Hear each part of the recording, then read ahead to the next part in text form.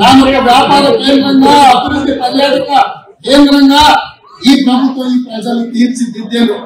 అందుకే ఈ రోజు నా ప్రజలకు, తెలంగాణ ప్రజలకు మూసి రివర్ ఏదైతే ఉందో ఈ రోజు కాలుష్యంతో మూసి మొత్తము మురికి కూపంగా మారి, అందుకే ఈ రోజు పోటీ పడి మోర్ మూసి 2024 అనే ప్రాజెక్టు తోటి హైదరాబాద్ నగరాన్ని ప్రపంచ నగరాలతో పోటీ పడే విధంగా అభివృద్ధి వైపు నడిపించాలని 55 కిలోమీటర్ల మూసి రివర్ ను పూర్తిగా సజీవంగా ప్రజల ముందు సాక్షాత్కరించాలని ఇవాళ ఒక గొప్ప లక్ష్యంతో ఈ దేశం జరిగింది. బృందంతో పరిశీలించడం జరిగింది. రాబోయే 36 నెలలలో ఈ రోజు మీ దగ్గర ఉన్న తేమ్ రివర్ లాంటి రివర్ ని, మూసీ రివర్ ని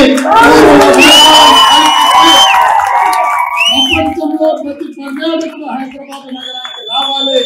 గోల్కొండ చూడాలి, చార్మినార్ చూడాలి, చూడాలి, నెక్లెస్ రోడ్డు మీద ఫోటోలు దిగాలి.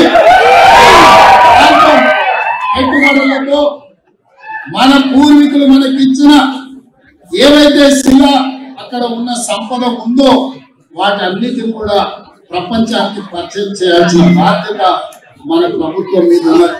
అందులో మీరే బ్రాండ్ అంబాసిడర్స్ గా మారి ఈ ప్రపంచానికి మన దగ్గర ఉన్న శక్తిని, మన దగ్గర ఉన్న వారసత్వ సంపదను ప్రపంచానికి చెప్పాల్సిన బాధ్యత మీ అందరి మీద ఉన్నది.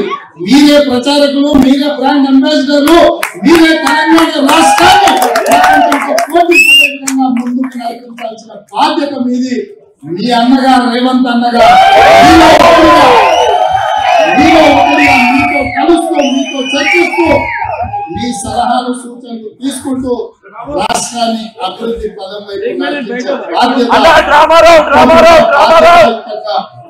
నెరవేరుస్తారని మీకందరికీ తెలియజేస్తున్నా.